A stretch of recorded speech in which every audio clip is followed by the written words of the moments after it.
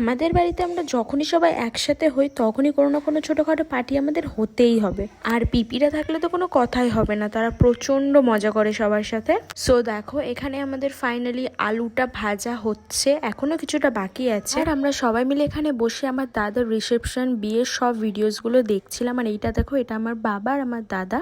তারপর দেখি কাকিমা অলরেডি মাংসগুলো ধুয়ে নিয়েছিল। তারপর আমি মাংসের পিসগুলো একটা বড় কিছুতে নিয়ে নিচ্ছিলাম ম্যারিনেশন করার জন্য। আর এখানে আছে ছাল, ঠ্যাং, কচকচি, এটা আলাদাভাবে কষা করা হবে। এইবার দিয়ে দিয়েছে এতে আদা রসুন, এবার দেওয়া হচ্ছে কেওড়া জল, এটা হচ্ছে গোলাপ জল, দেন দেওয়া হলো বিরিয়ানি মশলা, যেটা একদম কম্পালসারি দিতেই হবে, এটা হচ্ছে সরিষার তেল। এবার দিয়ে দেওয়া হচ্ছে গুঁড়ো লঙ্কা, নুন। তারপরে এটাকে খুব ভালোভাবে মিক্স করে নেওয়া হলো।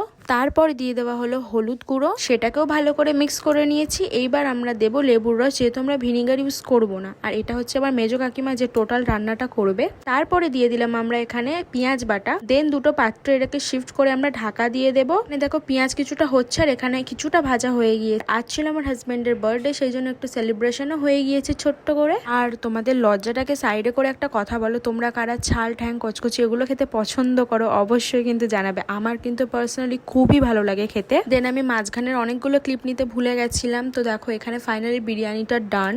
সাথে সাথেই কিন্তু আমাদের খুব ফেভারিট জিনিসটাও এখানে কমপ্লিট হয়ে গিয়েছে, যেটা হচ্ছে ছাল, ঠ্যাং কষা, মানে জাস্ট ওয়াও লাগে খেতে। দেন এখানে আমরা বসেছিলাম, বাচ্চাগুলোকে আগে খেতে দেওয়া হয়েছিল, তারপরে আমরা অনেকটা ওয়েট করার পরে বসে পড়লাম ফাইনালি। আর আমরা সবাই একটু তাড়াহুড়ো করেই খেতে বসে গিয়েছিলাম, কারণ অনেকটাই রাত হয়ে গেছিল, প্রায় 11:30টার বেশি। তো এখানে বৌদি আর কাকিমা মিলে সার্ভ করে দিচ্ছিল। তোমরা কারা কারা এইভাবে খাও আমাকে কিন্তু জানাতে ভুলবে না। একটু আলু, একটু চিকেন, আর যেহেতু আমরা আলাদাভাবে কষাটাও করেছিলাম সেটার একটু গ্রেভি, আর একটু সেই কষারই কোনো একটা পিস, মানে আমি যেটা নিয়েছিলাম ছালটা, এটা পুরোটাই নিয়ে সোজা গালের মধ্যে।